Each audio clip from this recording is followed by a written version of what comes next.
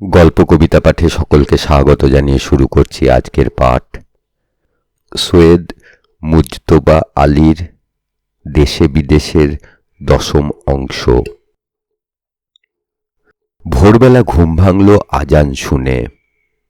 নমাজ পড়ালেন বুখারার এক পুস্তিন সদাগর। উৎকৃষ্ট আরবি উচ্চারণ শুনে বিস্ময় মানলুম যে তুর্কিস্তানে এত ভালো উচ্চারণ টিকে রইল কি করে।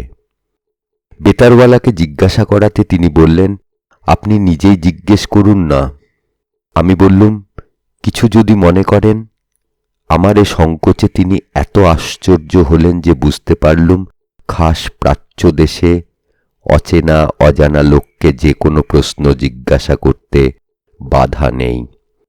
পরে জানলুম যার সম্বন্ধে কৌতূহল দেখানো হয় সে তাতে বরঞ্চ খুশিই হয়।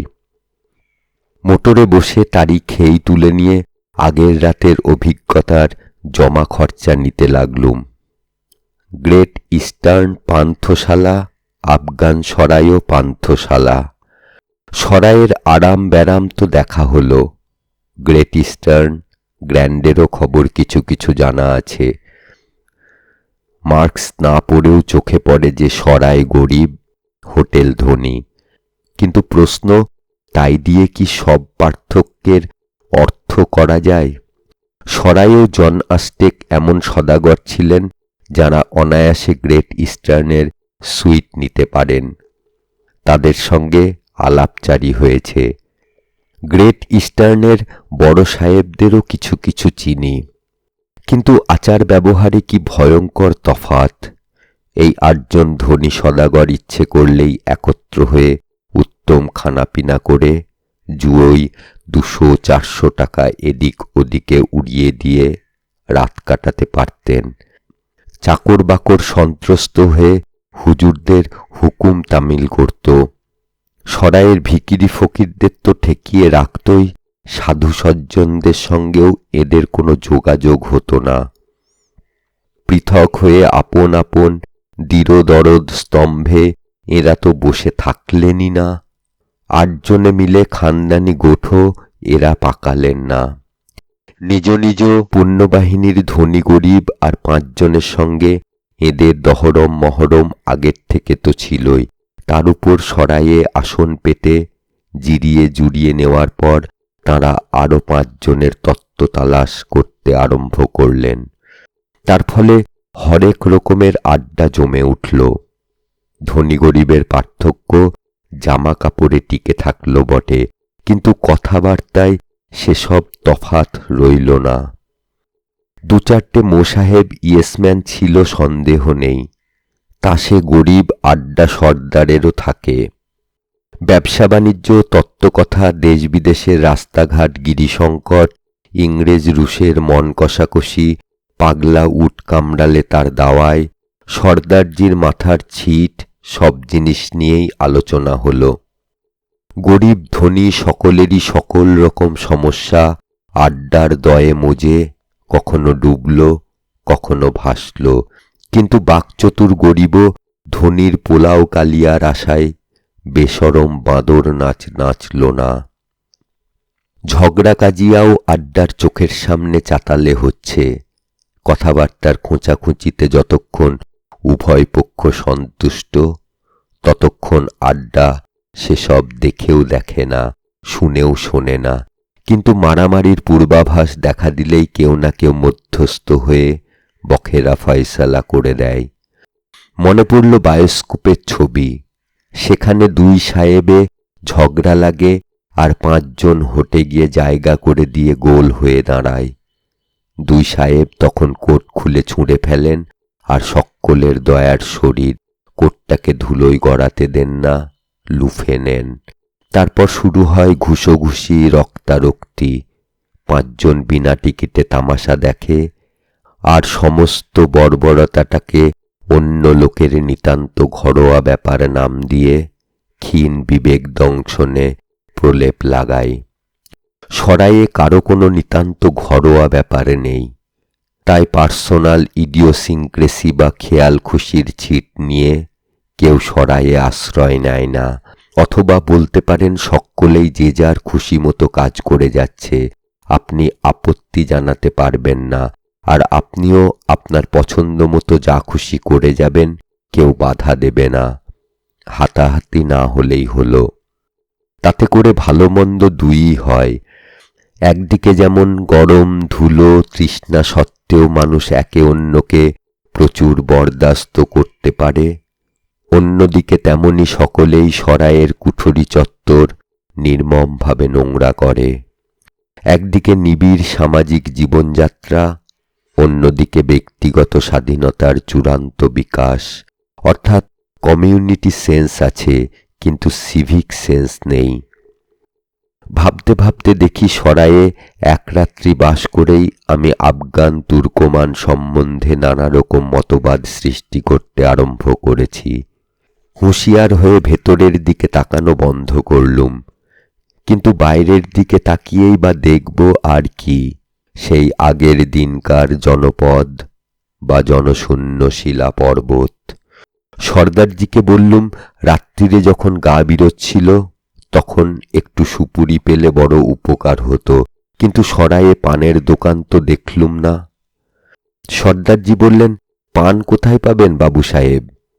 পেশাওয়ারেই শেষ পানের দোকান, তার পশ্চিমে আফগানিস্তান, ইরান, ইরাকের কোথাও পান দেখিনি। পল্টনে ড্রাইভারি করার সময় এসব দেশ আমার ঘোরা হয়ে গিয়েছে।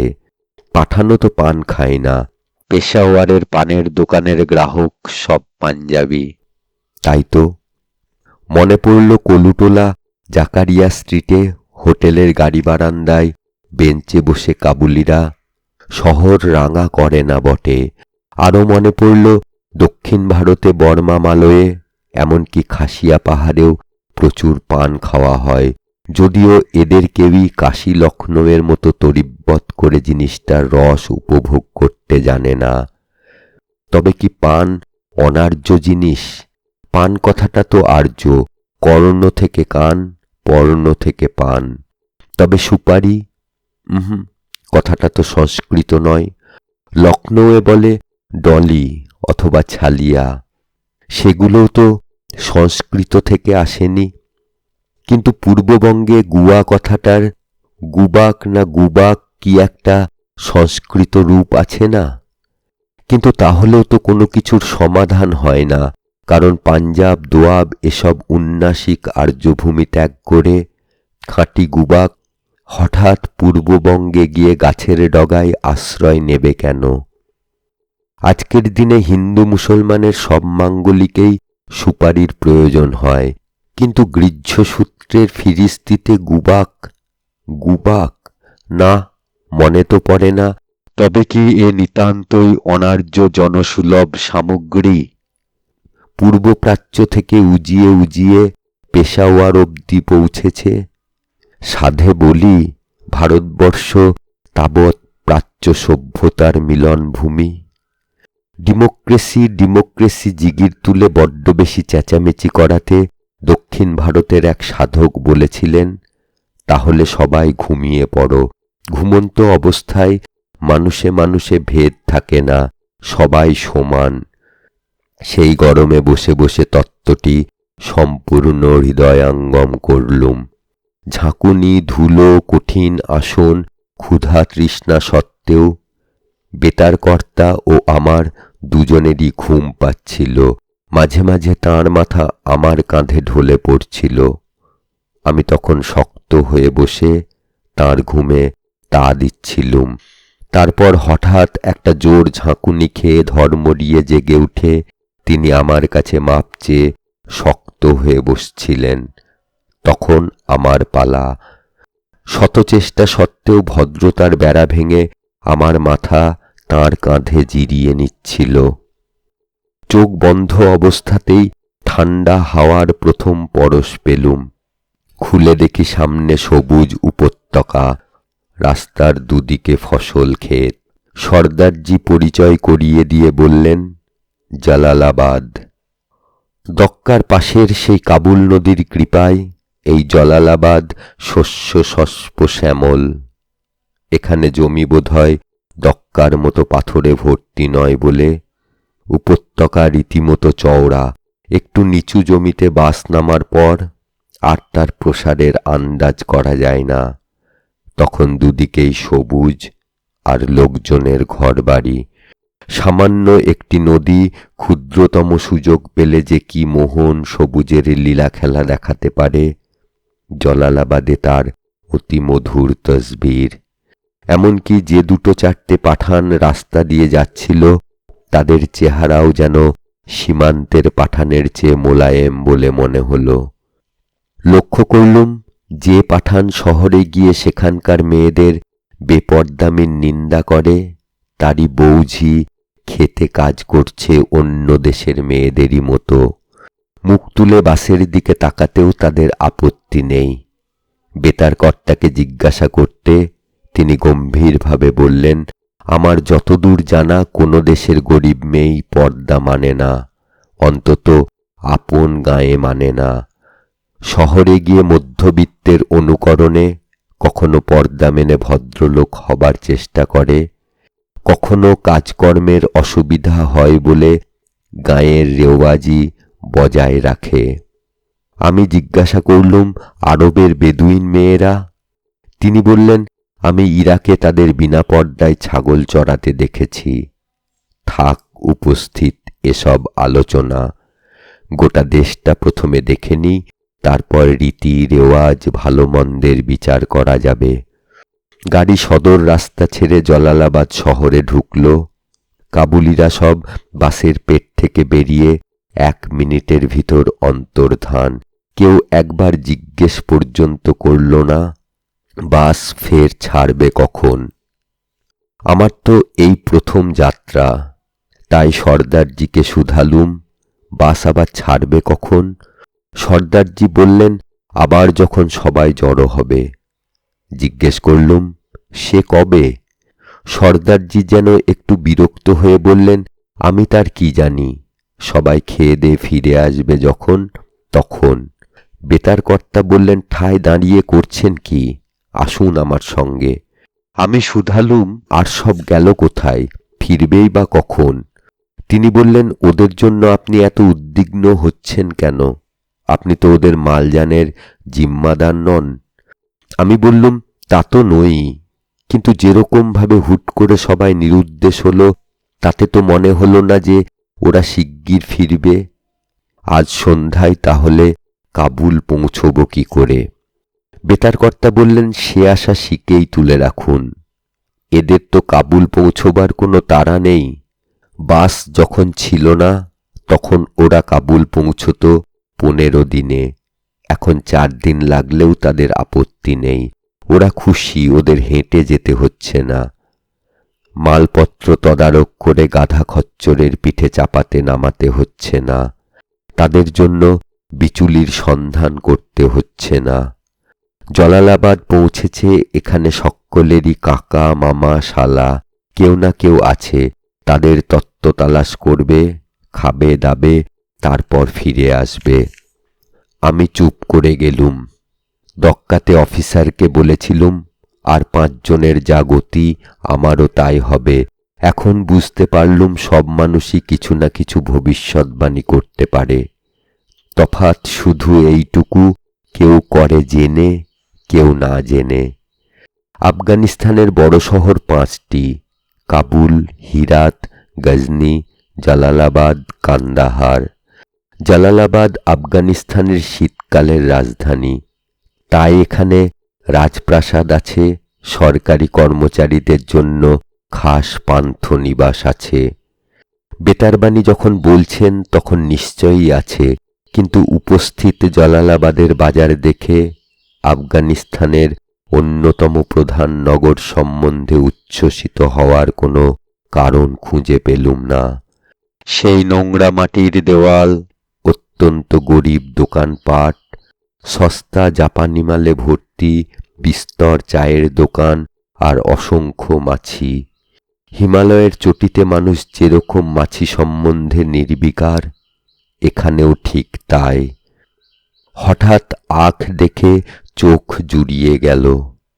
চৌকো চৌকো করে কেটে দোকানের সামনে সাজিয়ে রেখেছে এবং তার উপরে দুনিয়ার সব মাছি বসাতে চেহারাটা চালে তিলের মতো হয়ে গিয়েছে।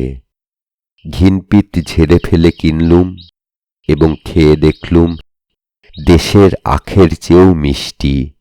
সাধে কি বাবুর বাদশাহ এই আখ খেয়ে খুশি হয়ে তার নমুনা বদখশন বুখারায় পাঠিয়েছিলেন। তারপর দেখি নোনা ফুটি, শশা, তরমুজ, ঘন সবুজ আর সোনালি হলদেতে ফলের দোকানে রঙের অপূর্ব খোলতাই হয়েছে। খুশবায় চতুর্দিক মাত করে রেখেছে। দরদস্তুর না করে কিনলেও ঠকবার ভয় নেই। রপ্তানি করার সুবিধে নেই বলে সব ফলই বেজায় সস্তা।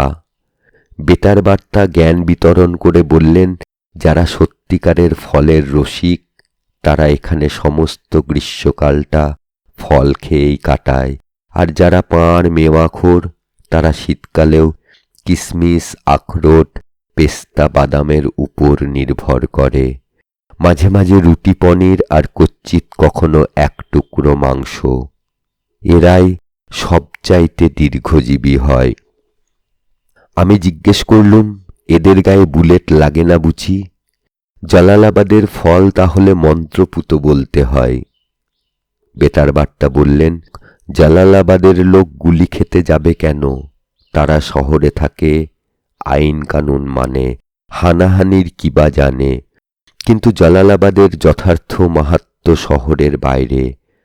আপনি যদি ভূবিদ্যার পাণ্ডিত্য প্রকাশ করতে চান তবে কিঞ্চিত খোঁড়াখুড়ি করলেই আপনার মনস্কামনা পূর্ণ হবে। আপনি যদি নৃতত্ত্বের অনুসন্ধান করতে চান তবে চারিদিকের নানা প্রকারের অনুন্নত উপজাতি আপনাকে দেদার মাল মশলা জোগাড় করে দেবে। যদি মার্ক্সবাদের প্রাচ্যদেশীয় পটভূমি তৈরি করতে চান তবে মাত্র এঙ্গেলসের অরিজিন অব দ্য ফ্যামিলি খানা সঙ্গে নিয়ে আসুন, বাদবাকি সব এখানে পাবেন। জালালাবাদের গ্রামাঞ্চলে পরিবার পত্তনের ভিত, আর 100 মাইল দূরে কাবুলে রাষ্ট্র নির্মাণের গম্বুজ শিখর বিরাজমান। যদি ঐতিহাসিক হন তবে গান্ধারী, সিকান্দার, বাবুর, নাদিরের বিজয় অভিযান বর্ণনার কতটা খাঁটি কতটা ঝুটা নিজের হাতে যাচাই করে নিতে পারবেন।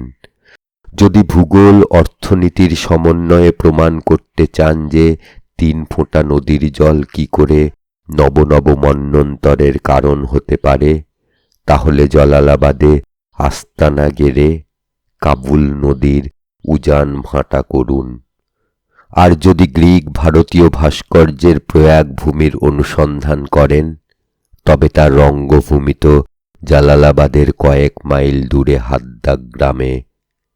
ধ্যানী বুদ্ধ, কঙ্কালসার বুদ্ধ, অমিতাভ বুদ্ধ, যত রকমের মূর্তি চান, গান্ধার শৈলীর যত উদাহরণ চান সব উপস্থিত। মাটির উপরে কিঞ্চিত, ভিতরে প্রচুর। ঢিপিঢাপা দেখা মাত্র অজ্ঞ লোকেও বলতে পারে। আর যদি আপনি পাণ্ডিত্যের বাজারে সত্যিকার দাঁও মারতে চান তবে দেখুন, সিন্ধুর পারে মঞ্জোদরো বেরোল, ইউফ্রেটিস টাইগ্রিসের পারে আসিরীয় ব্যাবিলনীয় সভ্যতা বেরোল, নীলের পারে মিশরীয় সভ্যতা বেরোল। এর সবকটাই পৃথিবীর প্রাক আর্য প্রাচীন সভ্যতা। শুনতে পাই নর্মদার পারে ওইরকম একটা দাঁও মারার জন্য একপাল পণ্ডিত মাথায় গামছা বেঁধে শাবল নিয়ে লেগে গিয়েছেন। সেখানে গিয়ে বাজার কোণঠাসা করতে পারবেন না, উল্টে দেউলে হবার সম্ভাবনাই বেশি। আর যদি নিতান্তই বরাত জোরে কিছু একটা পেয়ে যান তবে হবেন না হয় রাখাল মারুজ্জে। একপাল মার্শাল উড়ৌড়ি করছে, ছোঁ মেরে আপনারই কাঁচামাল বিলেতে নিয়ে গিয়ে 3 ভলিউম চামড়ায় বেঁধে আপনারই মাথায় ছুঁড়ে মারবে।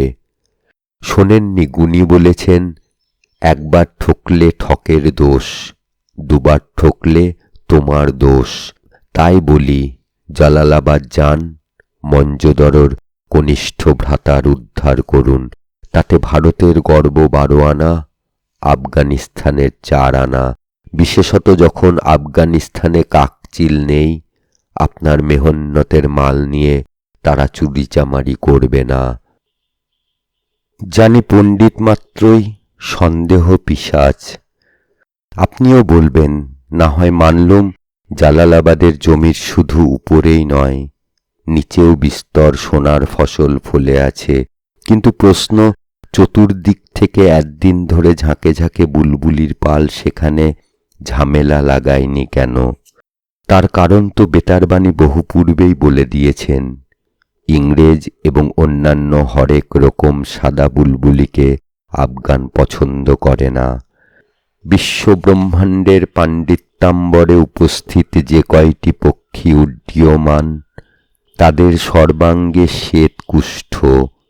এখানে তাদের প্রবেশ নিষেধ। কিন্তু আপনার রং দিব্য বাদামি। আপনি প্রতিবেশী। আফগান আপনাকে বহু শতাব্দী ধরে চেনে। আপনি না হয় তাকে ভুলে গিয়েছেন।